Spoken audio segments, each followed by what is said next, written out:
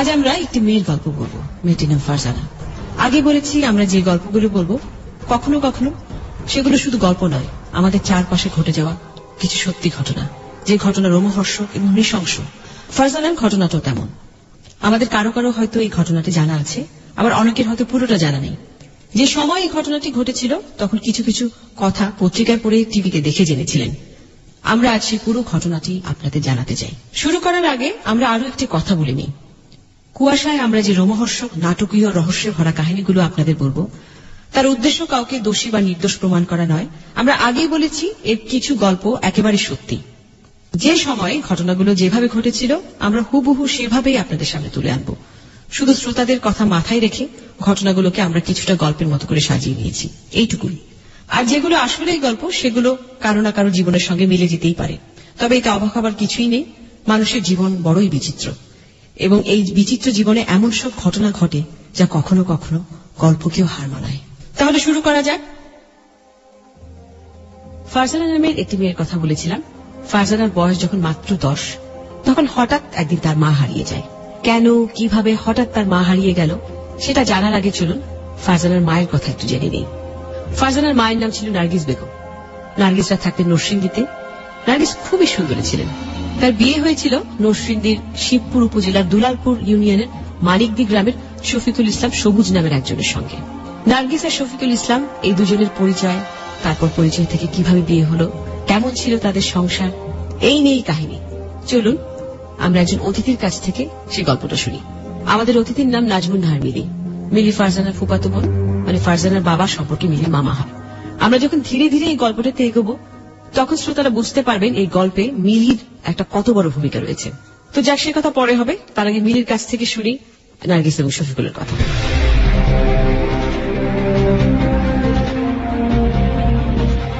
স্বাগত আপনাকে এবিসি রেডিওতে। আপনাকেও স্বাগত। আচ্ছা, নাজমুন নাহার মিলি, আপনি কোথায় আছেন, কি করছেন বর্তমানে? আমি একটা মানবাধিকার হিউম্যান রাইটস রিভিউ সোসাইটিতে আছি, সিনিয়র অ্যাসিস্ট্যান্ট ডিরেক্টর পোস্টে। আচ্ছা, কতদিন ধরে কাজ করছেন সেখানে আপনি? আমি সেখানে প্রায় 10 বছরের উপরে হবে। 10 বছরের উপরে। আর আমরা মূল কাহিনীতে তো আমরা আগেও বর্ণনা করেছি, কি তারপর আপনার মুখ থেকে শুনবো। ফারজানা আপনার ফুফাতো মামাতো বোন, আপনি তার ফুফাতো। আচ্ছা, তো কিভাবে এই জিনিসটা শুরু হলো যে আপনার মামার সঙ্গে তার বিয়ে হচ্ছিল কত বছর বয়সে? মামা যখন 82 সালে ম্যাট্রিক পরীক্ষা দিয়ে যায় আর কি, জি। তারপর নার্গিসের সাথে সম্পর্ক তার আগে, ম্যাট্রিক পরীক্ষার আগে 9 মাসের মতো সম্পর্ক ছিল। সেটা কি নরসিংদীতেই? না, শেরপুর শহরে। নার্গিস শেরপুরেই থাকতো, শেরপুরের মেয়ে। আর আমার ফাদার ছিল ওখানে ইন্সপেক্টর, থানার ইন্সপেক্টর। আপনার মামাকে সেখানে বেড়াতে গিয়েছিলেন? মামা বেড়াতে যাওয়ার পরে নার্গিসের সাথে পরিচয় সূত্র। নার্গিসের ভাই ছিল সেখানে বিশিষ্ট ব্যবসায়ী, এখনো আছে তারা ওখানে। তো ওই মামার সাথে সম্পর্ক হওয়ার পর আব্বা যখন শেরপুর থেকে জামালপুর ট্রান্সফার হয়ে আসে, তো আমার ভাইয়ের এক অনুষ্ঠানে, খাতনার অনুষ্ঠানে আব্বাও বলতেছে যে ঠিক আছে, পুতুল বিয়ের মতোই দুজনকে বিয়ে দিয়ে দেবো। তখন নার্গিস আর শফিকুল ইসলামের বিয়ে হয় আর কি। তো প্রেমের বিয়ে ছিল? হ্যাঁ, প্রেমের বিয়ে। এবং তারা কত সালে বিয়ে করেছিল? 82 সালে। এবং নার্গিসের বয়স কত ছিল তখন? তখন নার্গিসের বয়স তো খুব বেশি মনে হয় না, আমি ওইভাবে বলতে পারতেছি না। মানে মামা পরীক্ষার্থী ছিল, মামার চেয়ে বড় জোর নার্গিস 2 বছরের ছোট, এরকম। আচ্ছা আচ্ছা আচ্ছা, তার মানে খুবই ছোট বাল্য বয়সে তারা বিয়ে করে। সেজন্য তো আমার ফাদার বলছে যে পুতুল বিয়ে। হ্যাঁ, তো এই যে দীর্ঘ সময় যতদিন নার্গিস এবং আপনার মামা একসঙ্গে তারা সংসার করেছেন, কেমন দেখেছেন তাদের সম্পর্কটা দুজনের? ওই বিয়ের পর থেকে আমার ফাদার কখনোই দেয় নাই মামা মামিকে বাড়িতে যাওয়ার জন্য, নিজের কাছেই রাখতো। আচ্ছা আচ্ছা, নিজের কাছে রাখতো, কারণ নার্গিস আর আমার মামার প্রতি আমার ফাদার খুব দুর্বল ছিল, আদর করতো। তো তখন এই দীর্ঘ সময় আমাদের কাছে থাকা অবস্থায় কখনোই দেখি নাই যে নার্গিসের মাঝে উচ্ছৃঙ্খল কোনো কিছু পাইনি। আমরা তো আজকে এই থানায়, কালকে ওই থানায়। মানে আপনার মামার সঙ্গে তার খুব, মামার সাথে ছিল, আর আমরা যে যারা ছিলাম আমাদের সাথেও খুব আন্তরিক ছিল, সম্পর্ক ভালো ছিল, সম্পর্ক খুবই ভালো ছিল। আমার বাবা মাকে সম্মান করা, আমাদেরকে আদর করা, খুব নার্গিস এমনিতে খুব ভালো ছিল, সবার সাথে মিশুক ছিল, খারাপ কোনো। এবং তার মানে সে যখন আপনাদের সঙ্গে ছিল কখনো অন্য কোনো সম্পর্কের সঙ্গে বা কার সঙ্গে কোনো সম্পর্কে জড়াতে শুনেননি? ফারজানা যখন হয়, ফারজানা বিয়ের কত বছর? 86 মার্চের 6 তারিখে যখন ফারজানার জন্ম, ঠিক তখন মানে 1 বছর আমাদের কাছে থাকার পরে আব্বা বলে যে এখন শফিকুল ইসলাম সবুজের সংসারটা গুছাই দিতে হবে। তখন আমার নানাও খুব চিৎকার চেঁচামেচি শফিকুল ইসলাম করতেছে। সবুজ হচ্ছে আপনার আমার মামা যে ওর সংসারটা গুছাই দিত, তবে নানাও খুব রাগারাগি করতেছে যে আমার এই বাড়িঘর কে দেখাশোনা করবে, জি তোমরা আসো। ঠিক তখনই ওরা বাড়িতে যায়, নার্গিস, আমার মামা আর ওই ফারজানা, ওরা বাড়িতে যায়। শিবপুর যাওয়ার সেটা পর কত সালে, মানে ফারজানা জন্মের কত 87-তে 87 চলে যায়। তো আসার পর ওই মুহূর্তে ওই জায়গায় আমাদের বাসায় উঠে আর কি, থানাতে, শিবপুর থানায় যে বাসাটা আমাদের উপজেলায় ওই বাড়িতে উঠে। তো আব্বা বললো যে ঠিক আছে তুমি এখানে থাকো, বাসা ভাড়াগুলো দেখাশোনা করো। কেয়ারটেকার মতো মামা ওখানেই ছিল। এখন পর্যন্ত আমরা যেটা শুনলাম, ফারজানা, তার মা নার্গিস এবং বাবা শফিকুলের জীবন মোটামুটি সুখেই কাটছিল, কোনো ঝামেলা নেই, কোনো ঝঞ্ঝাট নেই। কিন্তু সেই সুখের সংসারেও হঠাৎ একদিন ভাঙন দেখা দিল। নার্গিসের সৌন্দর্যই কিন্তু তার কাল হয়ে দাঁড়ালো। কেন সেটা বলছি এখন। নার্গিসা যেখানে থাকতেন তার পাশের বাড়িতে থাকতেন আসাদুজ্জামান। আসাদুজ্জামান ওই এলাকার বেশ প্রভাবশালী লোক, একটি রাজনৈতিক দলের স্থানীয় নেতা। নার্গিসের সৌন্দর্য দেখে তিনি একদম পাগল হয়ে গেলেন, তার প্রেমেই পড়ে গেলেন বলা যেতে পারে। এবং একবার নয়, একাধিকবার তিনি সেই প্রেমের কথা বললেন নার্গিসকে। হয়তো কখনো বুঝে কিংবা না বুঝে, দেব কি দেব না, করবো কি করবো না, এই করতে করতে নার্গিসও একদিন সেই প্রেমে সাড়া দিলেন। হয়তো এই ব্যাপারটা মিলিয়ে আরো ভালো বলতে পারবেন, যেহেতু তার মামা মামির জীবনের ঘটনা এটি। এবং এখানে আরেকটা কথা বলে রাখি যে নার্গিস এবং আসাদের মধ্যে যে সম্পর্কটা গড়ে উঠেছিল, যখন নার্গিস তার স্বামী শফিকুল আর মেয়ে ফারজানাকে নিয়ে শিবপুরে মিলিদের বাড়িতে থাকতেন, সে কারণেই এই গল্পের অনেকটাই মিলির বেশি করে জানা। তো মিলি, আমি যদি ভুল না করে থাকি, শিবপুরে আপনাদের ওখানে থাকা শুরুর পরেই তো আসাদ এবং নার্গিসের ঘনিষ্ঠতা, তো সেটা কিভাবে হলো আপনি যদি আমাদের একটু ডিটেলে বলেন। ওখানে থাকা অবস্থাতেই আমাদের বাড়ির দক্ষিণ পাশে আসাদের বাড়ি, মোটামুটি একটা খোলা মাঠ ছিল, ওই মাঠের পরেই আসাদের বাড়ি। তো মামা ওখানে যাওয়ার পরের থেকে আসাদ কোনোভাবে, কারণ আমাদের একটা পরিচিত এলাকা, আমাদের সবাই চিনে, আমার নানা বা আমার ফাদারকে, ওইভাবে আসাদ মানে আমাদের বাসায় ঢুকে আর কি। আমরা ছিলাম ময়মনসিং, আসাদ ঢুকে যে সবুজ ভাই আপনার সাথে আমি ব্যবসা করব, এই ঢুকাতেই নার্গিসের সাথে তার আন্তরিকতা। এমন করে বলেন না আসাদ ভাই, আমার স্বামী আছে, সংসার আছে। সিসি, তাতে কি হয়েছে? আমি তোমার ভালোবাসি নার্গিস। না না, জানাজানি হলে মানুষ আমরা খারাপ করবো। আমি পারবো না। জানুক মানুষ, আমি তোমার সাথে বাঁচবার পারুম না নার্গিস। কথায় আছে, প্রেম কোনো বাধা মানে না। আসাদুজ্জামানের প্রেমে পড়ে নার্গিস আবারও সেটা প্রমাণ করল। স্বামী, সংসার সব তুচ্ছ হয়ে গেল তার কাছে। যেটা আমরা জানতে পারলাম যে আসাদের প্রতি নার্গিস একসময় এতই বেশি আকৃষ্ট হয়ে পড়লেন যে তাকে কাছে পাওয়ার জন্য একসময় তিনি স্বামী শফিকুলের খাবারের সঙ্গে ঘুমের ওষুধ পর্যন্ত মেশাতে শুরু করলেন। কেউ দেখে নাই তো নার্গিস? না, সবুজ ঝুঁকে আয়া বলে, পারবো না। রাতে খাওয়ানোর আগে ঘুমের ওষুধ খেয়ে দিল। ইস, তুমি আমার কত ভালোবাসো নার্গিস। তো নার্গিস যে আপনার মামাকে খাবারের সঙ্গে ঘুমের ওষুধ খাওয়াতো, এটা আপনারা কি করে এই যে জানলেন? যখন আমরা ফাইনাল মানে ট্রেকটা যখন পাইছি, তখন একদিন বাজার থেকে মামা এসে আমাদের সাথে একদম বেহুশের মতো পড়ে গেছে। ডাক্তার দেখানোর পর বলতেছে যে মানে সমস্যা, ওষুধের কথা বললো যে ওনাকে নেশা জাতীয় কিছু খাওয়ানো হয়েছে। তখনই আপনারা মানে আবিষ্কার করতে পারলেন যে তার খাবারের সঙ্গে ঘুমের ওষুধ। যে তার ঘুমানোর কথা ছিল। আমার মার অসুস্থতার কথা শুনে বাজার থেকে ওষুধ নিয়ে সে আমাদের বাসায় আসে। আচ্ছা, কারণ রাত্র হয়ে গেছে তো বেশি, এখন তো আমার অসুস্থতার কথা তো মামির জানাইতেই হবে মামারে। এইভাবে নার্গিস আর আসাদের প্রেম চলতে লাগলো। এমনকি মাঝে মাঝে তারা বাড়ি থেকে পালিয়ে অন্য জায়গায় গিয়েও থাকা শুরু করলেন। দেখা গেল যে নার্গিস আসাদের সঙ্গে কিছুদিনের জন্য অন্য কোথাও গেছেন অভিসারে, ফিরে এসে সে শফিকুলের কাছে বলছে আত্মীয়র বাড়িতে বেড়াতে গিয়েছিলেন। শফিকুল বেচারা ভালো ভোলা ভালা মানুষ, কিছুই বোঝে না, হয়তো সত্য মিথ্যা সবসময় যাচাইও করতেন না, কিংবা যাচাই করলেও লাভ হতো না। দেখা গেল নার্গিস যে আত্মীয়র কথা বলে গেছে সেখানে খোঁজ নিলেও তারা বলতো হ্যাঁ নার্গিস এসেছিল, কিন্তু আসলে নার্গিস কিন্তু যায়নি। তাদেরকেও নার্গিস শিখিয়ে রাখতো যে শফিকুল যদি খোঁজ নিতে আসে তাহলে কি বলতে হবে। আসলে নার্গিস সেই সময়টা আসাদের সঙ্গে থাকতেন। পরকীয়া প্রেমে নার্গিস এতটাই দুঃসাহসী হয়ে উঠেছিলেন যে আসলে তিনি সেই সমস্ত কিছু গোপন করে, সমস্ত ভয় সবকিছু ত্যাগ করে সেই সময়টা সে আসাদের সঙ্গে থাকতেন। এবং সে যখন আসাদের সঙ্গে থাকতো তখন মিথ্যে বলা, জিনিস লুকোনো, ডেসপারেট কোনো কিছু করার জন্য সে প্রস্তুত ছিল। সেই সময় জন্ম নিল নার্গিসের দ্বিতীয় সন্তান, ফারজানার ছোট বোন বন্যা। এখানে আরো একটা কথা আমাদের শ্রোতাদের জানানো দরকার, বন্যা ফারজানার ছোট বোন, কিন্তু সে আসলে শফিকুলের সন্তান নয়। মানে নার্গিসেরই গর্ভে তার জন্ম, কিন্তু বাবা শফিকুল নয়, তার বাবা আসাদ। যেটা অনেক পরে নার্গিস তার কাছের মানুষ যেমন মেলি বা এরকম কয়েকজনের কাছে স্বীকারও করেছিল। তো যা বলছিলাম, দ্বিতীয় সন্তান বন্যার জন্মের কিছুদিন পরে আসাদের হাত ধরে ঘর ছাড়লেন নার্গিস, স্বামী সংসার সব তুচ্ছ করে। ফারজানা তখনও কিশোরী, মা কাছে নেই, বাবা আছেন, কিন্তু পারিবারিক জীবনে হঠাৎ পাওয়া ধাক্কাটা বোধহয় সামলাতে পারেননি তিনি। তাই তিনি সংসারের প্রতি একদম উদাসীন হয়ে গেলেন। হঠাৎ করে বাবা মার এই বিচ্ছেদ, ছাড়াছাড়ি বিশাল একটা ধাক্কা হয়ে এলো ফারজানার জীবনে। একদম একা হয়ে গেল সে। ঘটনাটা শুধু এটুকু বললেই হয়তো আজকের গল্পটা অন্যরকম হয়ে যেত। অনেক ছেলে মেয়ে অল্প বয়সে বাবা মায়ের বিচ্ছেদ দেখে এবং তারপর ব্রোকেন ফ্যামিলিতে বড়ও হয়। ফারজানাও হয়তো তাই হতো। কিন্তু এই সময় এই বড় ধাক্কার সাথে ঘটল আরো একটি ঘটনা। নার্গিস আসাদের হাত ধরে ঘর ছেড়েছিল 1995 সালে। এরপর থেকে সে আসাদের সঙ্গে থাকা শুরু করে। তবে তাদের বিয়ে হয়েছিল সে ঘর ছাড়ার আরো বছর খানেক পর, অর্থাৎ 96 সালে। তবে সবচেয়ে দুঃখজনক হচ্ছে, যার ভালোবাসার টানে নার্গিস এত কিছু করলো, বিয়ের পরে দেখা গেল তার একেবারে অন্যরকম চেহারা। আমি কার কাছে যাইতে পারবো না, কার কাছে যাইতে পারবো না। রক্ষা করেন আপনার নিজে মনে আরেকজনের ঘর বানাইতে। কেন কেন বিয়ে করছি কেন? তুমি যে এত আরামে থাকো, এত সুন্দর করে থাকো, কেমনে থাকো? কিচ্ছু দরকার নাই আমার। তোমার দরকার নাই, আমার আছে। আমার দরকার নাই। আমি আমার স্বামী সন্তান সবকিছু চাই না, আপনার কাছে আসছি। আমার এরকম করে আমি যা কই করতে হইব, নাইলে হইব না। এটা আমার সংসার। না, আমি হামলা করি না। আমি আর যাবো না কারো কাছে।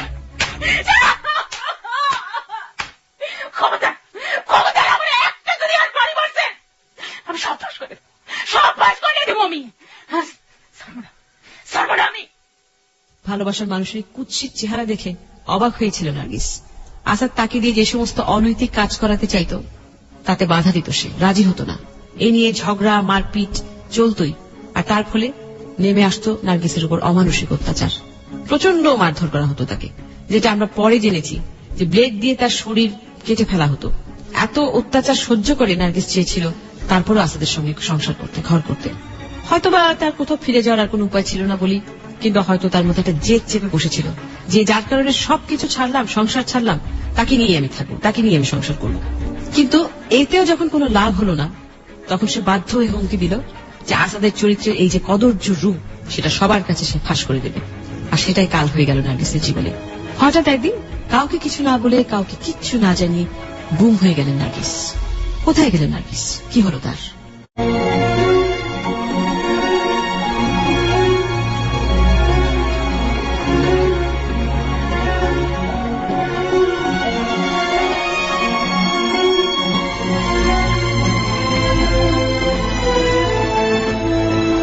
বাবা মায়ের বিচ্ছেদ হয়ে গেল। এতদিন ফারজানা জানতো তার মা আছে, হয়তো কাছে থাকেন না, কিন্তু আছেন তো। কিন্তু হঠাৎ করে মায়ের এই উধাও হয়ে যাওয়াটা মানসিকভাবে একেবারে ভেঙে দিল কিশোরী মেয়ের মনটাকে। নার্গিস কোথায় আছে তা আসাদুজ্জামানও জানে না। যেখানে খোঁজ করা সম্ভব সব জায়গায় খোঁজ নেওয়া হলো, কোথাও নেই। একটা জলজ্যান্ত মানুষ হঠাৎ সে উধাও হয়ে গেল। মা নেই, বাবা উদাসীন, একেবারেই একা হয়ে পড়লেন কিশোরী ফারজানা। সারাক্ষণ মন খারাপ করে বসে থাকে। এই অবস্থায় তাকে ঢাকায় নিজের কাছে নিয়ে আসেন ফারজানা ফুপু, এবং সেখানে সে বড় হতে থাকলো। বাবা মাকে ছাড়া সেই সময়টা ফারজানার কেমন কেটেছে সেটা আমরা শুনবো তার ফুফাতো বোন মিলির মুখ থেকে। ওই ফারজানার প্রশ্নগুলি শুনবো। আপনার কাছে কি প্রশ্ন? ফারজানার সমস্ত প্রশ্নগুলা ছিল আমার কাছে, আর যেটা ছিল আমার জন্য খুব যন্ত্রণাদায়ক, কারণ ফারজানা তো থাকতো আমার কাছে। আর ফারজানা যখন বলতো যে আমি আমার ছেলের মেয়ের আদর করতেছি, ইয়ে করতেছি, ও ঢাকায়, ফারজানাও ঢাকা স্কুলে পড়তো। তো ফারজানা যখন জিজ্ঞেস করতো যে মেজদি, একটা বার যদি জানতে পারতাম আম্মা কই আছে, যে আম্মা যদি মারা যায় থাকে, যদি কবর দিয়ে থাকে, আমি কবরটা জিয়ারত করে আসি। যদি বিদেশ থাকে তাহলে বলো ইন্টারনেট আমার একটু দেখায় দিতে, কোনো না কোনো ভাবে আম্মার সাথে আমাকে একটু ইয়ে করে দাও, আমি তো স্বস্তি পাচ্ছি না। মানে অনেক ইয়ে করতো। আর আমি একটা জিনিস দেখতাম ফারজানার চোখে মুখে, আমি যখন আমার ছেলে মেয়ে দুটোর আদর করতাম, মানে তার ভিতরে মানে একটা হাহাকার যে কাজ করতেছে, সেই জিনিসটা নিয়ে আমি খুব বিব্রতকর অবস্থায় পড়তাম। আমার খুব কষ্ট লাগতো। একসময় দেখা যেত যে ও রীতিমতো একটা হিস্ট্রিয়া রোগের মতো হয়ে গেছে, মাঝে মাঝে খিচুনি দিত, অস্থির হয়ে যেত। তো ডাক্তার দেখানোর পর ডাক্তার বলছে যে ওর ভিতরে যে প্রশ্নগুলো আছে ওটার যদি সে একটু ইয়ে করতে পারে তাহলে সে সুস্থ হয়ে যাবে। তখন ওরে নিয়ে আমি বাড়িতে যাই। তো যাই হোক, আমি যাওয়ার পর আসাদকে খবর দেয় আমাদের বাসায়। আসাদকে খবর দিই যে আসাদ যাবার আমরা মামা বলে ডাকতাম আর কি। আসাদ আসার পর আমি যখন জিজ্ঞেস করলাম যে ফারজানা কিছু প্রশ্ন করবো, আপনি উত্তরগুলো দিয়ে, উত্তর যদি দিয়ে দেন তাহলে মামা আমার মনে হয় না কোনো ঝামেলা হবে, দিয়ে দিন। কি হলো ফারজানা, আমার ডাকছো কেন? কাকা না আপনার লগে একটু কথা কমু কি কাকা। কথা বলে দিগাও? কাকা আমার মা কই কাকা? তোমার মা কই? আমি কেমনে কবো? কাকা আমার মার ইচ্ছা হয়েছিল তাই তো সে আপনার সাথে গেছিল। আপনি জানেন কাকা আমার মা কই? না, এটা তো আমি কেমনে জানবো তোমার মা কই? এত কাকা কাকা যা হবার হয়েছে কাকা, কোন আমার মা কই? শুধু আপনি জানেন আমার মা কই আছে। না না না, আমি জানি না তোমার মা কই আছে। কাকা, আমার থানা মা- পুলিশ আছে দেশে, থানা পুলিশে যাও, সবাই ওরা তোমার সহযোগিতা করবে, বের করে দিবে। কাকা আমার মা কি বিদেশ গেছে কাকা? আপনি বিদেশ পাঠিয়েছেন আমার মা? না কেন, আমি কেন পাঠাবো তোমার মাকে বিদেশ? কাকা আমার মা কি মারা গেছে কাকা? না, আমি এসব জানি না, তোমার মা মারা গেছে কি না আমি জানি না। কাকা আমি তো তুমি আমাদের কইতাছি জিগায়ও না কাকা, এগুলা। আমি কইতাছি না আপনি আমার মানে কিছু করেছেন, কিন্তু আমি আমার কেন করবো? কাকা আমার মা কই কাকা? আমার মা যদি মা মরে গিয়ে থাকে একটু বলেন, আমি তার কবরটা একটু দেখেছি কাকা। আমার এই জিগায় লাভ নাই, আমি একজন সাধারণ মানুষ, একজন নেতা মানুষ, আমার এই জিগায় লাভ নাই। আমি যেটা বলি এটা শুনো, থানা পুলিশ করো, ওরা তোমার খুঁজে দিবে তোমার মা কাকা কোথায়। কাকা কাকা আপনি জানেন আমার মা কই, শুধু আপনি কইতে পারেন কাকা আমার মা কই। না না, আমি জানি না, কাকা, এইসব একবার এইসব একটু আমাদের বলেন, কাকা, জিগায়ও আমার না, মা কই, আমার কাকা? নষ্ট করো না, তোমরা যাও। কাকা আমি খুব অসুস্থ কাকা, আপনি শুধু একবার বলেন আমার মা কই। আমি এখন কেমনে তোমার মারে খুঁজে বের করে কাকা আপনার পায়ে ধরি কাকা, আপনি জানেন না। কাকা আপনার পায়ে ধরি, আপনি জানেন না আমার। আয় দূরে কাজ হইব না তো, আমি কেমনে খুঁজবো তোমার মা কই? কাকা আপনি কয়েছেন আমার মা কই, কাকা একবার শুধু বলেন কাকা আমার মা কই। আমি শুনছি আপনি আমার মারে ফোন করছেন। কি? আমি তোমার মারে খুন করছি? হ্যাঁ আমি শুনছি আপনি আমার মারে ফোন করছেন। হ্যাঁ? আমি খুন করছি? তুমি কে কইছো তোমার আমি খুন করছি? এইসব জানো না, এটা তুমি থানা পুলিশ করো, আমার এখান থেকে কেমন সুযোগ এতে? থানায় কাকা যাও। আপনি জিজ্ঞেস করতেছে, আপনি বলেন কাকা আমার মা কই, নাহলে আমি সত্যি থানা পুলিশ করবো তোমার কাকা। মা কই? আমার কেন থেকে আনছো?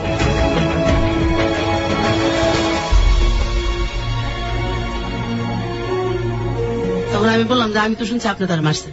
তো আমি বলার পরে আসাদ আমার উত্তর দিল যে ঠিক আছে, যদি মনে করো যে আমি মারছি তাহলে করো, কিছু করতে পারলে কিছু করতে পারলে করো, এসব ব্যাপারে আমার প্রশ্ন করে লাভ আছে। আসাদ বের হয়েছে, তো ফারজানও পিছনে পিছনে যায়। যে গেটের কাছে যায় কান্নাকাটি করে বলতেছে কাকা একবার বলেন, আমি কিন্তু খুব অসুস্থ। তো বলছে যে আমি কিছু বলতে পারবো না, তুমি বিশ্বাস করো আমি কিছু বলতে পারবো না, এই ব্যাপারে আমার কিছু বলার নেই। তারপরে মানে এসপি শাহাবুদ্দিন সাহেবের কাছে যোগাযোগ করি, যাই। সময় 2008 সালের জানুয়ারি মাসে ফারজানা নরসিংদী তৎকালীন পুলিশ সুপার মোহাম্মদ শাহাবুদ্দিন খানের কাছে গিয়ে তার মা হারিয়ে যাওয়ার কাহিনীটা বললেন। প্রিয় শ্রোতা, আমাদের এই সত্যি কাহিনীতে শাহাবুদ্দিনের একটা বড় ভূমিকা রয়েছে, সেটা আমরা ধীরে ধীরে জানতে পারবো। তবে তার আগে চলুন একটা চিঠির কিছু অংশ পড়ি। চিঠিটি ফারজানা লিখে নিয়ে গিয়েছিলেন নরসিংদী তৎকালীন সুপার মোহাম্মদ শাহাবুদ্দিন খানের কাছে। কি লেখা ছিল সেই চিঠিতে, এবার সেটা আপনাদেরকে পড়ে শোনাচ্ছি। জনাব, বিনীত নিবেদন এই যে আমি ফারজানা ইসলাম, আমি আপনার নিকট আকুল আবেদন জানাচ্ছি যে আমি একজন মায়ের সন্তান, যে মাকে আমি খুঁজে পাচ্ছি না, যে মা আর বাবার সমন্বয়ে আমাদের সাজানো সংসার ছিল। সেই সংসারে আমি ছিলাম আদরের সন্তান। হাসি খুশি ওই সংসারে আসাদ কালবৈশাখীর ঝড় হয়ে উপস্থিত হয়, আর তিলে তিলে ক্ষয় হতে থাকে আমাদের সংসার। এক পর্যায়ে সে আমার মাকে ফুসলিয়ে ঘর ছাড়া করে। সেদিনই আমাদের সংসার একেবারে ধ্বংস হয়ে যায়। সেই থেকে আজ পর্যন্ত আমার বাবা আর বিয়ে করেনি। সে আমার কাছ থেকে আমার মাকে নিয়ে গেছে, তবে তাকে বিয়ে করে সংসারও দেয়নি সামাজিক মর্যাদা। তাকে নানাভাবে নির্যাতন করে, তুচ্ছতাচ্ছিল্য করে রাখে। তখন কিছুই বুঝিনি। মাঝে মাঝে অভাগী মাকে দেখে শুধু চেয়ে থাকতাম, কিছু লজ্জা কিছু ভয়, কাছে যেতাম না। আজ আমি পূর্ণবয়স্ক, নিজের ইচ্ছে মতামত সবই আমার নিয়ন্ত্রণে। তাই আজ আমি আমার মাকে দেখতে চাই, জানতে চাই সে কোথায় আছে, কিভাবে আছে, বেঁচে আছে নাকি তাকে হত্যা করা হয়েছে। অতএব আপনার নিকট একজন মেয়ের আকুল আবেদন এই যে আমি চাই আমার মাকে খুঁজে বের করতে আপনারা আমায় সাহায্য করবেন। আমি আশা করব আমার এজাহার হুজুর সমীপে সুষ্ঠু তদন্তের আদেশ পাবে। আমার আকুল আবেদন, আমার মাকে খুঁজে পেতে আমায় সাহায্য করুন। নিবেদিকা, ফারজানা ইসলাম।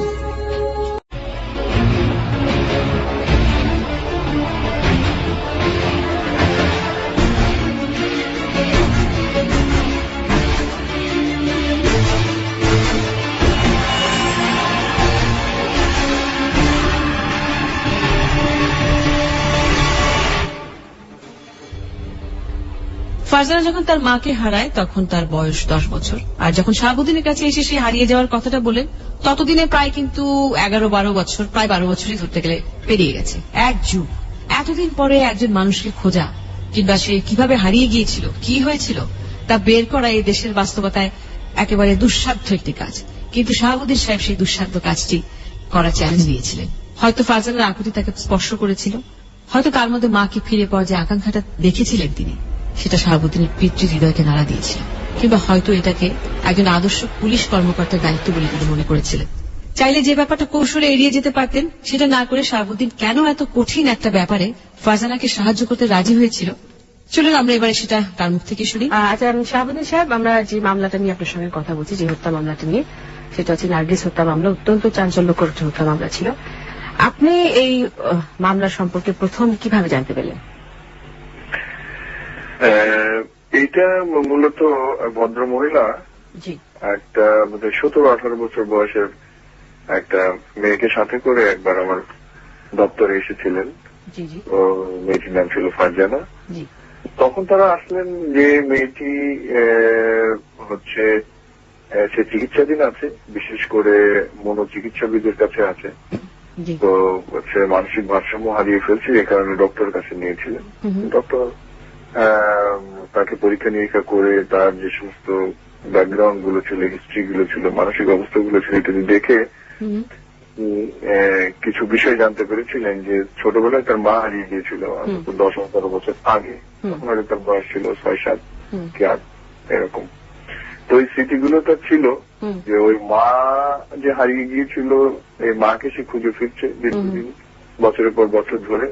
এবং বড় হয়েছে যখন, তখন সে এটা কোনোভাবে মেনে নিতে পারে নাই যে তার মা সত্যি সত্যি হারিয়ে গিয়েছে, বা তার মা অন্য কোনোভাবে কোনো অপরাধের শিকার হয়েছে। নানান প্রশ্ন তার মাথায়। আমি আপনাকে একটা প্রশ্ন করছি, এইরকম তো অনেক গুম হওয়ার ঘটনা ঘটে আপনাদের কাছে। এরকম 11 বছর পর একটা মেয়ের মা হারিয়ে গেছে, সে আপনার কাছে এসেছে তার মায়ের খোঁজে।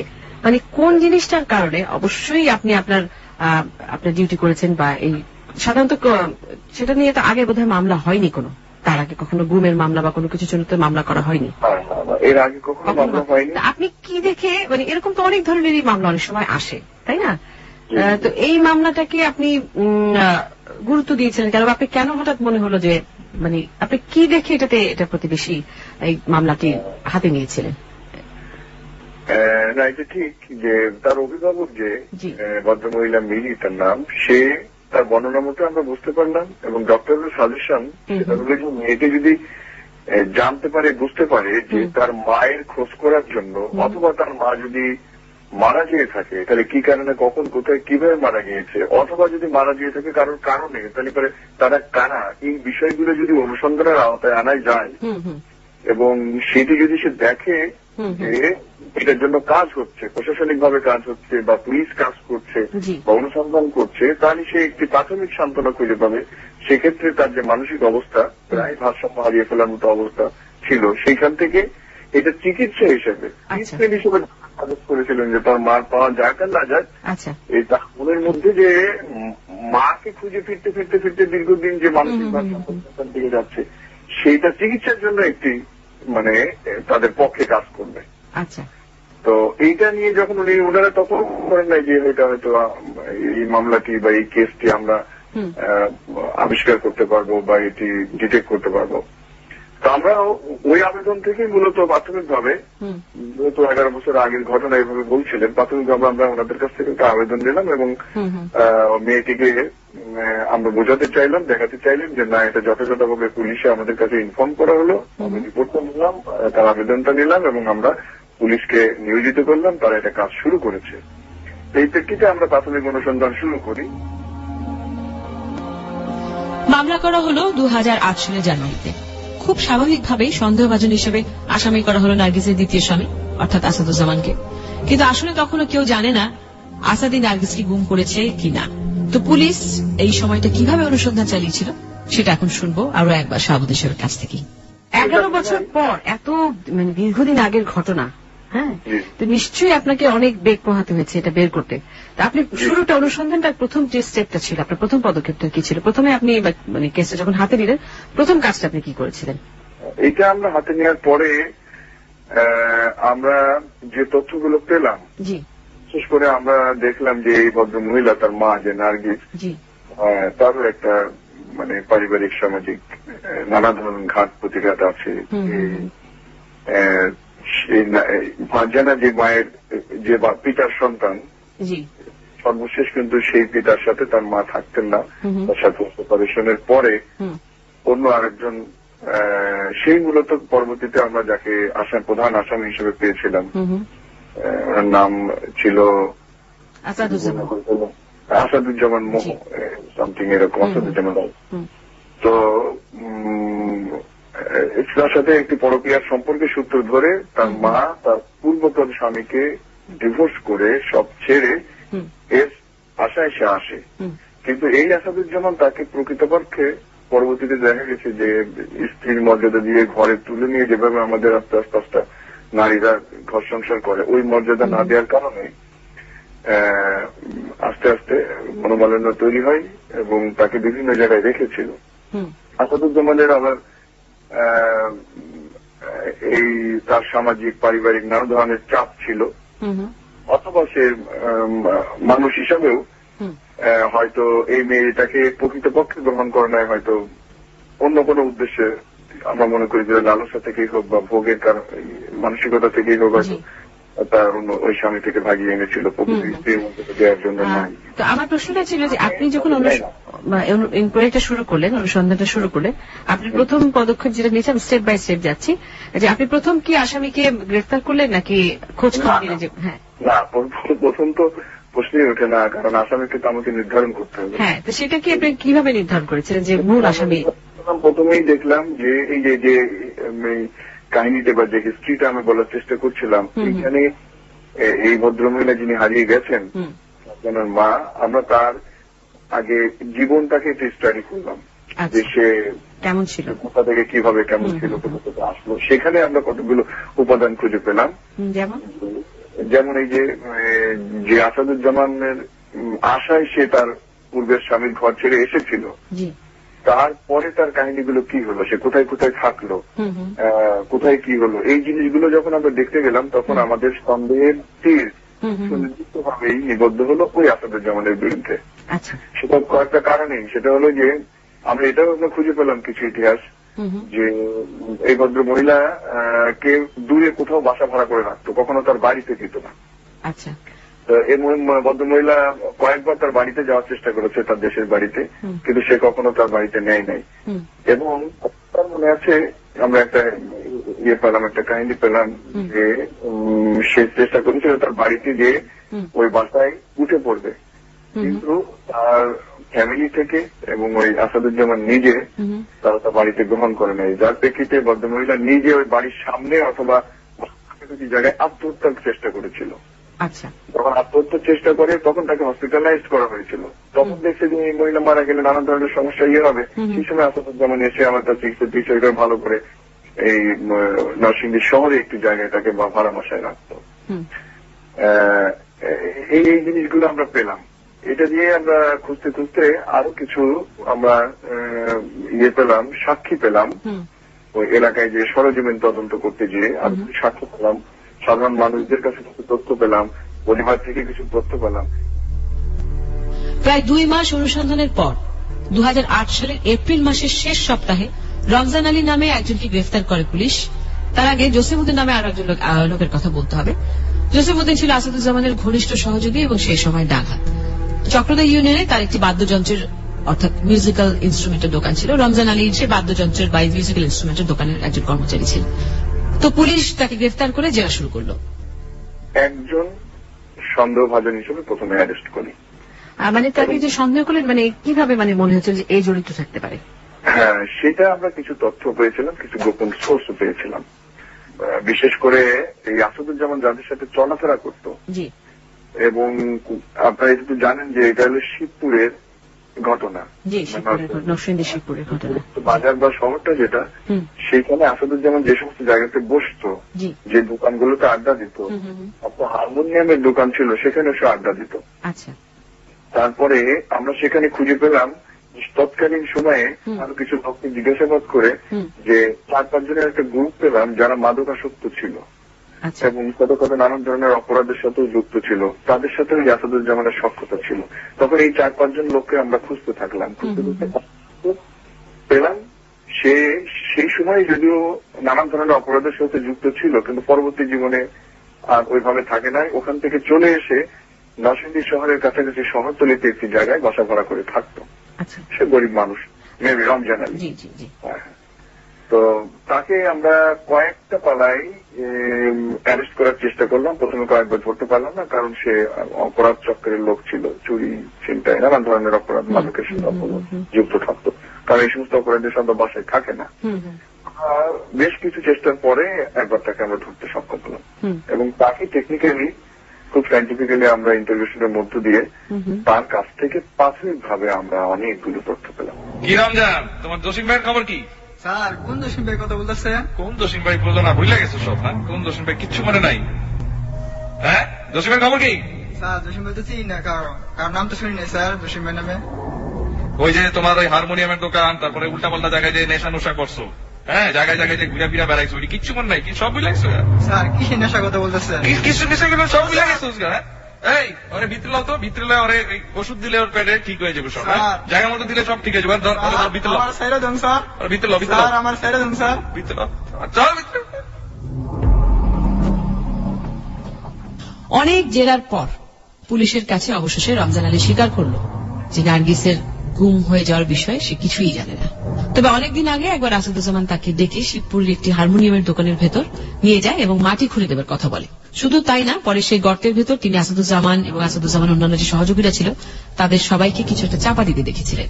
এই ঘটনার সময় আসাদুজ্জামান তাকে মুখ বন্ধ করার হুমকিও দিয়েছিলেন এবং বলেছিলেন যে যদি মুখ খোলো তাহলে তোমাকে মেরে ফেলা হবে। বস্তায় সেটা কি নার্গিসের মৃতদেহ নাকি মিথ্যা কথা বলেছে রমজান? আর সেটা জানতে হলে এতদিন পরে আবার সেই হারমোনিয়ামের দোকানের ভেতর মাটি খুঁড়তে হবে। এছাড়া যেহেতু নিশ্চিন্ত হওয়ার আর কোনো উপায় নেই, তাই পুলিশ সিদ্ধান্ত নিল সেই দোকানের মাটি খুঁড়ে দেখা হবে কি আছে তার ভেতরে।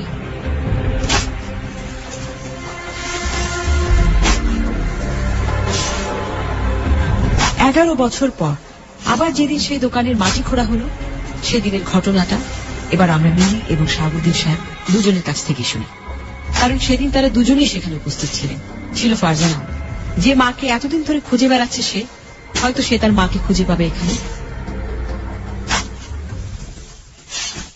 এসপি সাহেবের পক্ষ থেকে তো আমাকে ফোন দেওয়া হয়েছে থানা থেকে। ওসি সাহেব যখন আমাকে বলছে যে আপনি আসেন, আমরা তো নার্গিসের লাস্টার পাইছি, আসেন, তখনই আমরা ঢাকা থেকে। সময়টা মানে সেটা কখন? সময় তারিখটা সঠিক মনে নাই। 2008 সালেই নাকি 2009? 2008 সালে তো আমরা মামলা করলেন আপনারা। মামলার কয়েকদিন পরে ঘটনাটা আপনারা মানে বের হয়ে আসলো আর কি, লাশটা খুঁজে পেলেন আপনারা 8 শেষে নয়তো 9 শুরুতে। এরকম হবে আর কি। ততদিন পর্যন্ত তো প্রথম আলো, দৈনিক অন্যান্য দৈনিক পত্রিকায় আমরা মানে কৃতজ্ঞতা শেষ নাই। আপনারা ওইরকম ভাবে প্রকাশ না করলে প্রথম আলো আমরা এই পর্যন্ত আসতে পারতাম না। আচ্ছা, তারপরে সেটা কি মানে আপনাদেরকে খবর দিল যখন, তখন আপনারা কোথায় চলে গেলেন? সেটা ঢাকা থেকে সোজা যাই ওখানে। আচ্ছা, আমরা স্পটে যাওয়ার পরেই আর কি ওটা খোঁজা। ওইটা একটু বর্ণনা করেন আমাদের কিছু, কি দেখলেন ওখানে? দেখলাম কিছু সিমেন্টের বস্তার কিছু টুকরা। ওই দোকানটা চালু অবস্থায় ছিল তখন? দোকান থেকে তখন মানে আমরা যা দেখি যে দোকানটার ভিতরে যা মালপত্র ছিল তা তো সরাই ফেলছে পুলিশ, তারপরে আরো লোকজন খোদাই। আপনাদের সামনে কি খোদাই করছিল নাকি আগে বের করে ফেলে আপনাদের? না, ইটগুলা সরাইতেছিল আর কি, তখন মাটি পর্যন্ত। ফারজানা ছিল আপনার সঙ্গে? হ্যাঁ, আমার সাথে ফারজানা ছিল। তো আমরা যখন যাই তখন মাত্র মানে ইটগুলা সরানো হয়েছে, তখন মাটি খুঁজতেছে। বাজারে সব লোকজনরা সবাই ছিল, সবাই ছিল। ওই সিমেন্টের বস্তার কিছু টুকরা, তারপর আপনার ওই হার।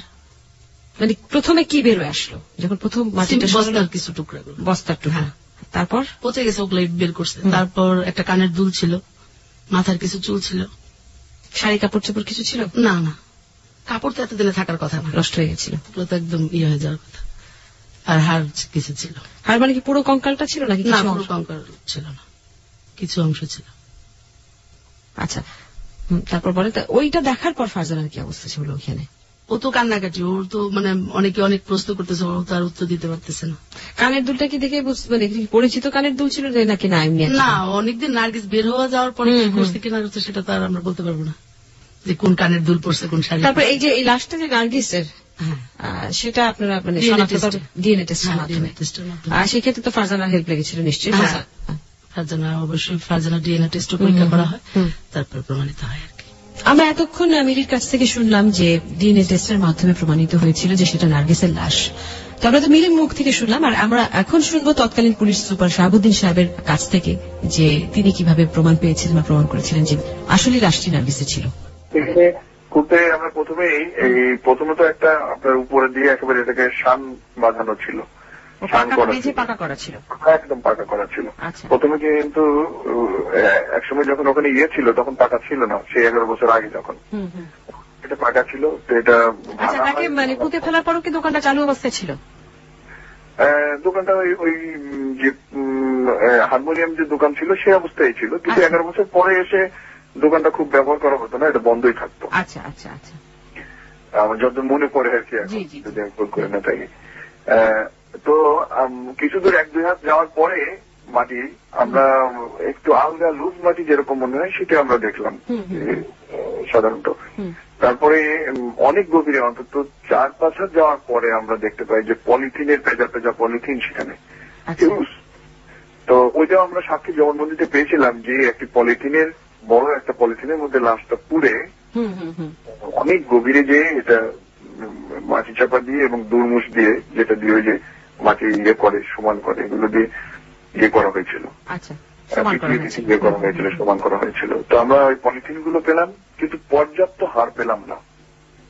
আমরা যেটা আশা করি, আমরা কিছু হাড়ের কিছু অংশ পেলাম, মনে হলো যেন মাথার খুলে কিছু অংশ পেয়েছিলাম, কয়েকটা হাড় পেয়েছিলাম, পরে এগুলো আমরা ডিএনএ করার জন্য পরীক্ষা নিতে। আচ্ছা, আপনি যে পর্যাপ্ত হাড় পাননি, যেহেতু পুরো কঙ্কালটি তার পাওয়া যায়নি, এটা দেখে কি আপনার মনে হচ্ছে যে তাকে টুকরো টুকরো করে বিভিন্ন জায়গায় তাকে পুঁতে ফেলা হয়েছে নাকি?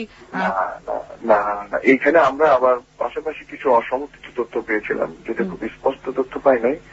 সেটাতে আমরা বেশ কয়েকজনের এরকম স্টেটমেন্ট পেলাম।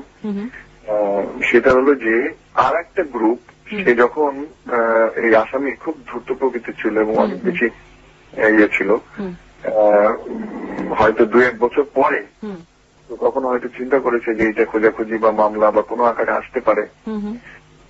এইটার কারণে সম্ভবত কোনো এক সময় মাঝখানে এটা খুঁড়ে হাড়গুলো বা সে যতটা পেরেছে তত এখানকার আলামত গুলো অন্যত্র সরিয়ে নিয়েছিল। সেই কাজটা করেছে হয়তো অন্য একটি গ্রুপ, এই আসামিরা সেটা জানে না, যাদেরকে আমরা ধরলাম কিন্তু অন্য অন্য কিছু লোক বলার চেষ্টা করলো ওখানে যে এইটি আমরা শুনেছি, আমরা বিভিন্ন সূত্রে জানতে পেরেছি, সেখান থেকে পরবর্তীতে হাড়গোড় কিছু সরিয়ে নেওয়া হয়েছে। এবং এইরকম গল্প আসামি যে মূল, যেমন সে কয়েক জায়গায় নাকি তার খুব বিশ্বস্ত লোক কারো কারো কাছে সে, কিন্তু সেই বিশ্বস্ত লোকগুলোকে আপনারা আর পাননি, যারা বাকি হাড়গুলো সরিয়ে দিয়েছে।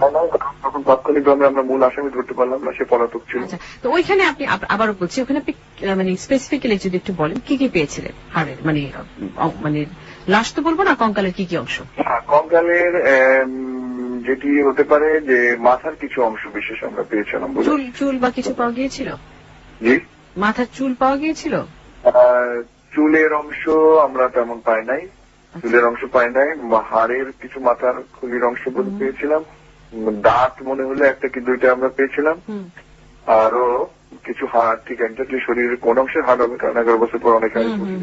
কানের দুল পাওয়া গিয়েছিল, আমি যতদূর পড়েছিলাম পত্রিকা আমার মনে আছে একটা কানের দুল বোধহয় ছিল তার সঙ্গে। এইটা আমি এখন মনে করতে পারছি না, তবে দুল বা দুল সদৃশ্য কিছু আমরা এরকম মেটাল বা এগুলো পাওয়া গেছিল, সাথে আমরা কালেক্ট করেছিলাম এবং এগুলো দিয়ে আমরা পরে পরীক্ষা নিরীক্ষার জন্য পাঠিয়েছিলাম।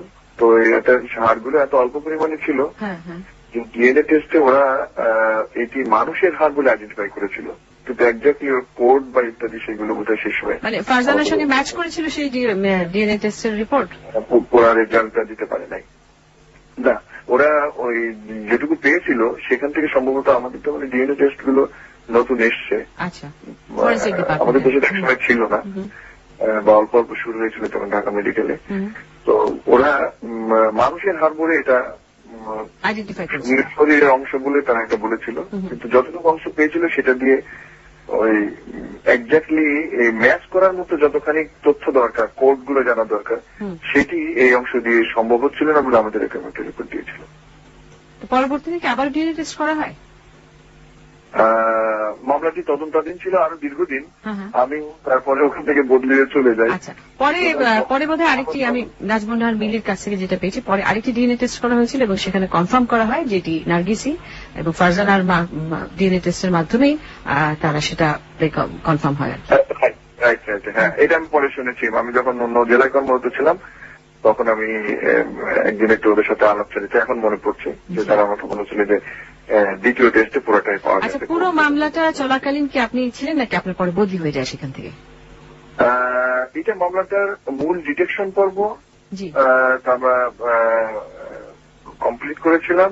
শুধুমাত্র ওই যে কেমিক্যাল এবং এই যে ডিএনএ টেস্টের যে বিষয়গুলো একটু টাইম কনজিউমিং, যেগুলো সময় লাগে, এগুলোর জন্য একদম ফিনিশিংটা হওয়ার আগে আমি বদলি সূত্রে অন্য জেলায় যাই। আচ্ছা।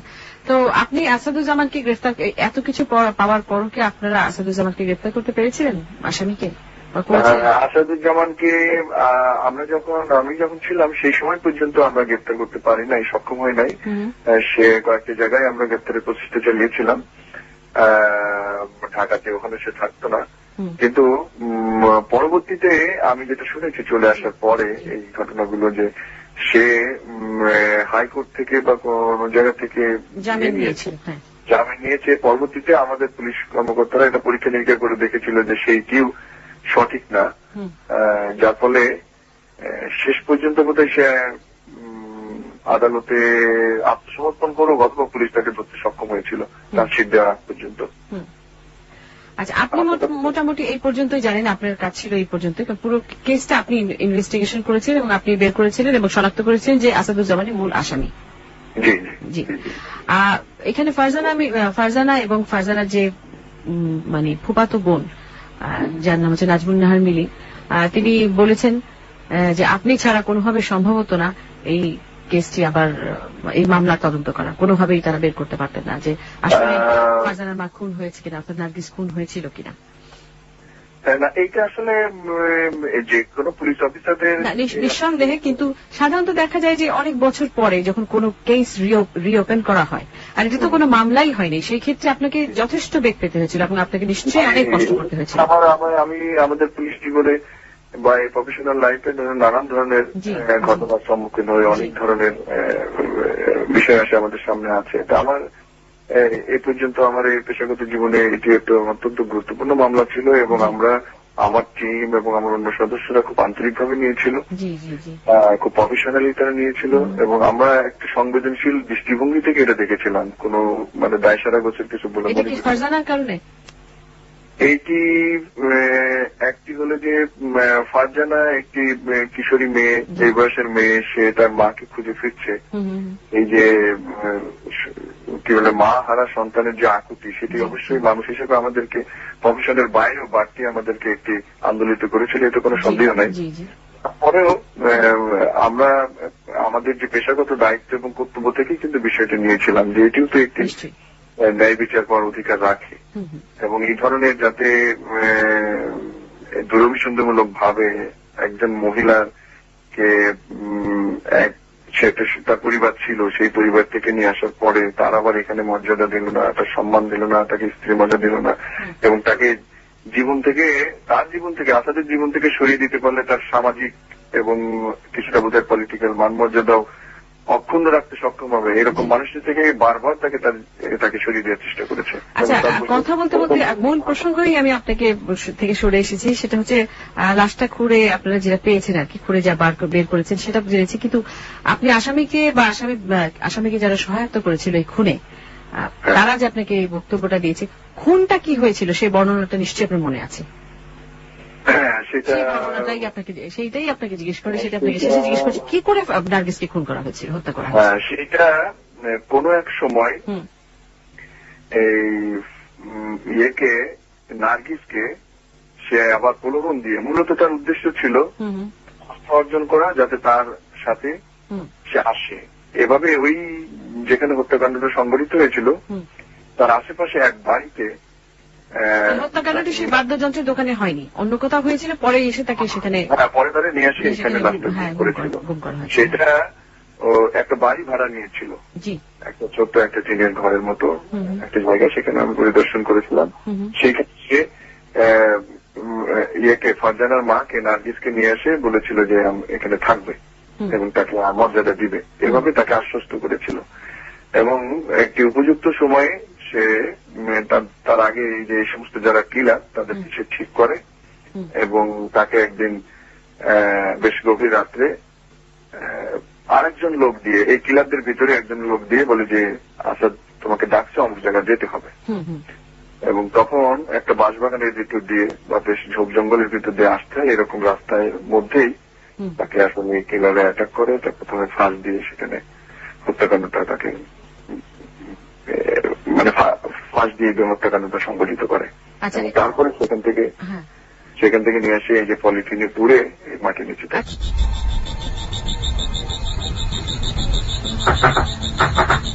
নার্গিস ভাবি, নার্গিস ভাবি, কে? ভাবি আমি। কি হয়েছে? ভাবি একটু দরজাটা খুলেন।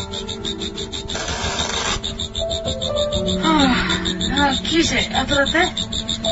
ভাবি আপনার একটু আসাদ ভাই ডাকতেছে। মানে রাতে বাড়ি আসবে না সে? সে তো জানি না, আপনার একটু যাইতে বলছে। কি মুশকিল, এত রাতে আমি কই যাবো? সেটা তো বলে নাই, আপনারে বলছে ওই যে ধানের গোলার এখানে গিয়ে দেখা করতে একটু। কোনো বিপদ আছে নাকি? তা তো বলা নেই আমারে ভাবি। আচ্ছা তুমি খারাপ, আমি আসছি। ঠিক আছে।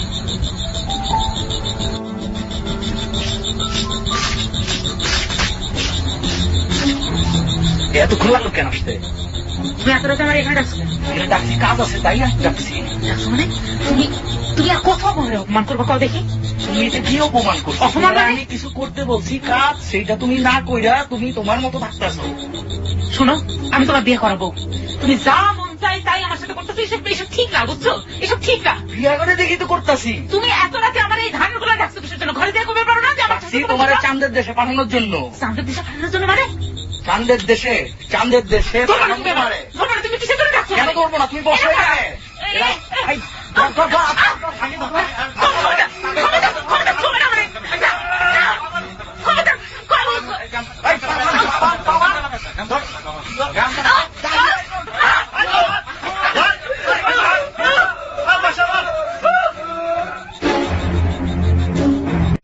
তো ডিএনএ টেস্ট তো হলো, মৃতদেহ যে নার্গিসের সেটাও খুব ভালোভাবে প্রমাণিত হলো। কিন্তু যে মানুষটি নৃশংস হত্যাকাণ্ডের জন্য দায়ী, তার কি কিছু হয়েছিল? না হলে কেন হয়নি? চলুন শুনি মিলি আর শাহাবুদ্দিন সাহেব কি বলছেন সে ব্যাপারে। তারপর আসাদকে কি গ্রেফতার করা হলো? না, আসাদ তো গ্রেপ্তার হয়নি। ও তো হাইকোর্ট থেকে জামিন করার পর একবার হাইকোর্টের সাথেও চিট করলো, আবার ওই জামিনটা কিভাবে মানে সে ইয়ে করছে। এইভাবে চলাকালীন একবার শুনলাম যে আসাদ অ্যারেস্ট হয়েছে। শোনার পর সারা রাত্রি খুঁজলাম যে ঢাকা কোন জায়গায় আছে, ওরা পাইনি। তো ওইভাবে মানে চলতে থাকলো। তারপর আর মামলাটা আইন সালিশেও আমরা যথেষ্ট সহযোগিতা করছে।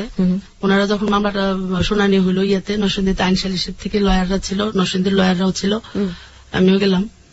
তো যাওয়ার পর প্রথম ইয়েটা হইলো, কিন্তু দ্বিতীয়টা আমরা পারলাম না গায়ে নিতে। কেন পারলেন না? আমার পারিবারিক সমস্যার কারণে আমি পারিনি। আচ্ছা আচ্ছা। বিভিন্ন জায়গা থেকে আমাকে বলা হয়েছিল, কিন্তু আমি আসলে কারো কথাটাই শুনি নাই। কিন্তু আমার পারিবারিক যে সমস্যাগুলো ছিল, আমার শ্বশুর পক্ষে, আমার নিজের মা, তারপর ফারজানার বাবা, এদের সবার চাপের মুখে আমি আর আগাইতে পারিনি। তো মোটামুটি মামলা নিষ্পত্তি সেখানে সেভাবে চাপের কারণে মামলাটার আগায়নি। সমাজের ফারজানা কোনো আপত্তি করেনি বা ফারজানা বলেনি কখনো যে না আমার মার যে খুনি তার শাস্তি চাই বা তার শাস্তি হোক, সেরকম কিছু চেয়েছিল নাকি? জানতে চেয়েছিল। ফারজানা যদি ওই মুহূর্তে আমাকে বলতো যে মেজদি শাস্তিটা একদম জরুরি। ফারজানা যখন ফারজানার মা লাস্টটা মানে হাড়গুলা দেখছে, তারপর থেকে ফারজানার স্পিডটা কমে গেছে, আমি যেটা দেখলাম আর কি। ও তখন আসাদের শাস্তিটা যদি সে আমাকে নিশ্চিত করতো যে মেজদি আমি আসাদের শাস্তিই চাই, তাহলে হয়তো বা পৃথিবীর কোন শক্তি আমার পারত না। আমার সংসার যদি তাতে শেষ হয়ে যেত, তবু আমি আগায় যেতাম। কিন্তু ফারজানা সেটা চায় নাই আর কি, না চাওয়ার কারণে আমি। এই যে একটা করুণ পরিণতি, একটা হত্যাকাণ্ড, এত নির্মম একটা হত্যাকাণ্ড, একটা মা, একটা শিশু না, দুইটা শিশু তার মা হারালো। দুইটা না, বলতে গেলে আরেকটা সন্তানও নষ্ট করছে আমাদের, মানে মামার সাথে ডিভোর্স হওয়ার পর। সেটা আশাদেরই ছিল। আচ্ছা, তো এই ঘটনা খুবই আলোড়ন সৃষ্টি করেছে এবং আপোষের মাধ্যমে এটা নিষ্পত্তি হয়ে যায়। এখন ফারজানা কি তার কখনো তার মার কথা বলতে, ওই সে হাড়গোড় কি করলেন আপনারা পরে? সেটা কি দাফন করা হয়েছিল কোথাও? সেটা দাফন করা মানে সেটা তো পরে পুলিশ নিয়ে যা, আর আমরা আপনার একটা ইয়ে করি আর কি, ওই দাফনের ইয়ে করে দিই। ওগুলা না, মানে গায়েবী জানাজা যেটাকে বলে। কিন্তু ওই হাড়গোড়টা কি আপনারা পারতেন না যে এটা কোনো কবরস্থানে বা কিছু, মানে আমাদের ধর্মের মুসলমান শরীয়ত অনুযায়ী যে সেগুলো দাফন করার পরে বা একটা কবর থাকে, আমরা একটা গায়েবী জানাজা করে দিই, সেটা আসলে কবর ওইভাবে দেখতে নিয়ে পারে। আসা হয় না। আর আমার ঘরে ওইটা দেখার পরে, ওই হাড়গুলা দেখার পরে ফারজানা 15 দিনের মতো আপনার অসুস্থই ছিল। আচ্ছা, ওরে টোটালি সময়টা আমার দিতে হয়েছে। আর এই মামলার বিষয়টা, আপোষের বিষয়টা সম্পর্কে আমি যেটা বলবো আর কি, এটা সবারই জানা উচিত। আমি আমার ফ্যামিলির কাছেই বাধ্য ছিলাম আর কি, ফ্যামিলির কাছেই বাধ্য ছিলাম। ফ্যামিলি আমাকে এইভাবে প্রেশার করছিল যে আমি নিজেই মানসিক রোগী হয়ে পড়ছিলাম। কিন্তু আপনি একমাত্র সাহসী ফ্যামিলির মধ্যে, এবং আমি বলবো যে মানবতার খাতিরেই কিন্তু আপনি এই জিনিসটা প্রবল ভাবে এই জিনিসটার পিছনে ছিলেন এবং চালিয়ে গেছেন যে যাতে এটা যদি মূল ঘটনা কি সেটা উদ্ধার হোক, মূল কারণটা কি আসলে সেটা একটু আমি বলছেন। এবং ফারজানা আমার সাথে যদি আরেকটু সহযোগিতা করতো, যার নাম এসদি, হয়তো বা তার মনে ছিল যে এটা আগায় যাক, কিন্তু আমার চারিপাশে পরিবেশ দেখে হয়তো বা ভাবছে যে গেছে সে গেছে, তার জন্য মেজদির জীবনে কেন আবার আরেকটা ঝড় আসবে, থাক। আপনার মনে হয় যে সেই কারণেই সে হয়তো, আমার মনে মানে হ্যাঁ। আমার ভিতরে এখনো সেটা কাজ আসলে করে। আমরা এখনো যে সমাজে বাস করি, হ্যাঁ। সবাইকে নিয়ে, পরিবার পরিজনকে নিয়ে নানা সময় বিভিন্ন দিক থেকে আমরা এত চাপের মধ্যে থাকি যে একজনের জন্য দেখা গেল আরেকজন সংসার অশান্তি হচ্ছে, বা ফারজানার তখন বিয়ে হয়ে গেছে, তো তার শ্বশুর বাড়িতে আবার একটা অন্যরকম, তার একটা সারা জীবন হয়তো একটা কথা শুনতে হবে, আপনার আবার সমস্যা হতে পারে। তো সবকিছু মিলিয়ে আপনার বাবার পক্ষ থেকে বা সব, এবং আপনি যেটা বলছেন নার্গিসের বাবা মাও চাইনি যে এই না, জিনিসটা আমি নিয়ে কিন্তু মামলা শুরু করার পরে নার্গিসের বাবার বাড়িতে যোগাযোগ করি যে আপনারা একটু সহযোগিতা করেন। তারা কোনো ওই সহযোগিতা মুহূর্তে করেনি? নার্গিস গেছে, আপনাদের এখানে আসাদও গেছে, যাওয়ার পর কি কি কথাগুলো হয়েছে একটু বলেন। ওনারা আমাকে 3টা ডেট দিছে, কেউ আসে নাই। পরে শেষ পর্যন্ত আমাকে ফোন দিয়ে বললো যে না। আমি আরেকটা জিনিস বলবো এই আপোষের ব্যাপারে, আমার লোকমান ভাইয়ের সাথে কথা ছিল, লোকমান ভাই ছিল আর কি আপোষের, মানে মৃধা সাহেব না লোকমান সাহেব নরসিংদীর পৌরসভার চেয়ারম্যান। আচ্ছা আচ্ছা, তো উনি ছিল উপস্থিত। আর ওনার মতো মানুষ যখন বললো তখন আমি আর না করলাম না, যে আমার ফ্যামিলির চাপটা এরকম ভাবে আসছে, এরকম ভাবে আমার ফ্যামিলির চাপটা আসছে, যে কারণে আমি রাজি হয়েছি। তো আমি লোকমান ভাইয়ের বলছিলাম একটা কথা, যে আসাদরে যদি দেখি যে ও জেলখানায়, ওখান থেকে মাপ চাইতেছে ফারজানার কাছে, আমার কাছে, তাইলে মাপ করা যায়, যে ও শাস্তিটা পাক। যে এই একটা জিনিস। আরেকটা জিনিস হয়েছে যে আসাদ একবার বসে স্বীকার করুক যে বন্যা তার মেয়ে, নার্গিস তো স্বীকার করে গেছে, সে স্বীকার করুক। আর তার মেয়ের আমার মামার কাছে দেওয়াতে কিন্তু আমরা কিন্তু মানে এদিক দিয়ে আরেকটু সাফারে আছি। যেমন আমার মামার বাচ্চা ছিল না, ওরে দেওয়ার পরে কিন্তু আমাদের মানে বাবার কিনা বাড়িটা মিরপুরে, সেটা কিন্তু আমাদের হাত ছাড়া, সেটা এখন মামা ওই মেয়েরে দিবে। ঠিক আছে, আসাদ কিন্তু আমাদের পিছনে এখনো ছাড়ে নাই, সে এখনো লাগে আছে আমাদের পিছনে। এইভাবে ধরতে গেলে আমরা যদি ওইভাবে হিসাব করি, মানে আসাদ নার্গিসকে খুন করেও তার কালো ছায়া আপনাদের উপর থেকে যায়। আছে। আচ্ছা, তো আর লোকমান ভাইয়ের কাছে আমার একটা অনুরোধ ছিল যে আমি সবই করব, ঠিক আছে, কিন্তু আমার এই কাহিনীগুলো দিয়ে একটা নাটক বা সিনেমা বানায় দেন যদি আপনি রাজি থাকেন। তো লোকমান ভাই বলছে যে ঠিক আছে আমি দিব, এটা আপনার সাথে আমার ওয়াদাবদ্ধ রইল, আমি দিব, আপনি লেখেন, আমি দিব। আপনি তো লোকমান ভাই নাই। আচ্ছা, উনি কি মারা গেছেন? হ্যাঁ। আচ্ছা আচ্ছা, নরসিংদী পৌরসভা চেয়ারম্যান। তো আপনি আসাদকে স্বীকার করেছিল যে সে আসলে খুন করেছিল নার্গিসকে? না, সেটা তো সে স্বীকার করেই নাই, সে তো আগেই জামিন নিয়ে, হ্যাঁ, সেটা তো সে স্বীকার আর করেনি। কন্যাটাকে কি স্বীকার করেছিল? সেটা কি স্বীকার করেছে যে হ্যাঁ সেটা সে কন্যাটা? নীরব ছিল, আমাদের ওই আপোষের টেবিলে সে নীরব ছিল। সে কোনো কথা, সে খুনের কথাও স্বীকার করেনি, তার সন্তানের কথাও সে স্বীকার করেনি, কোনোটাই খুনের স্বীকার কথা তো সে স্বীকার না করলেও সেটা স্বীকার হয়ে সাক্ষী গেছে। ছিল, সবই ছিল, সবই ছিল, হ্যাঁ। প্রমাণ আমাদের হাতেই ছিল, সেজন্য সে সে ক্ষমাও চাইনি আপনাদের কাছে একবার? হ্যাঁ, ক্ষমা চাইছে, ফারজানার কাছে, আমাদের কাছে ক্ষমা চাইছে, কিন্তু ক্ষমা ফারজানা সেটা ক্ষমা করলে কি তার মন থেকে সেটা যাবে? সেটাই, সে কি বলে ক্ষমা চেয়েছিল সেটা কি মনে আছে আপনার? যে মা আমি অনেক বড় ক্ষতি করে ফেলছি, আমাকে মাফ করে দিও। আমি মাপ চাইলেও সেটা জানি যে কম হবে। তবে মানে এক নার্গিস যদি হইতো তবুও একটা কথা ছিল, কিন্তু আসাদের কারণে আমাদের টোটাল ফ্যামিলিটা ক্ষতিগ্রস্ত, এখনো আমরা সাফার। আসাদ নাই, কিন্তু আসাদের ওই কালো ছায়াটা আমাদের টোটাল ফ্যামিলির উপর এখনো প্রভাব বিস্তার করতেছে। মানে আমরা সরাইতে পারতেছি না। আপনারা অনেক কিছু থেকে বঞ্চিত অনেক কিছু থেকে হয়েছেন এবং হচ্ছে। হ্যাঁ। এর পরের গল্পটা আসলে খুব বেশি বলার কিছু নেই। মাকে খুঁজে পেয়েছে ফারজানা, কিন্তু জীবিত নয়, মৃত। কিন্তু সে মায়ের জন্য যে লোকটা কিংবা যে লোকগুলো দায়ী, তাদের খুব বেশি কিছু হয়নি। তার একটা কারণ আসাদুজ্জামানের রাজনৈতিক প্রভাব ও তার ক্ষমতা। কেন জানি সব সাক্ষী প্রমাণ থাকা সত্ত্বেও আসাদের কিছুই করতে পারল না পুলিশ, কিছুই করতে পারল না এই দেশের আইন। যে মামলাটা ফারজানারা করেছিলেন আসাদের বিরুদ্ধে, সেটা চলতে থাকলো বছরের পর বছর, আর জামিন নিয়ে নিশ্চিন্তে ঘুরে বেড়াতে লাগলো আসাদ।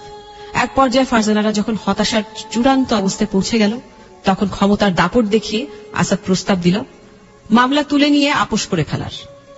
হয়তো ফারজানাদেরও কোনো সীমাবদ্ধতা ছিল, কিংবা আসাদের মতো একজন প্রভাবশালী লোকের দেয়া এই চাপ আর নিতে পারছিলেন না ফারজানা ও তার পরিবার। মামলা তুলে নিয়ে আপোষ করে নিলেন তারা। 11 বছর পর মৃত মাকে খুঁজে পেল ফারজানা, কিন্তু তার মায়ের হত্যাকারীর কোনো শাস্তি হল না।